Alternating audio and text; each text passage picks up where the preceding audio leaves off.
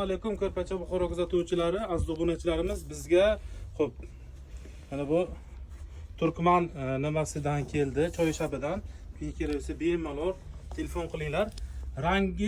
Rangi 3 xili bor.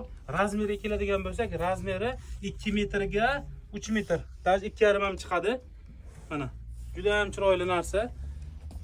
Uzunligi 3 metr. Endi 2,5 metr. 2 metrdan ziyod 2,5 metr. Buni ko'k rangi bilan seri rangidan bor mana.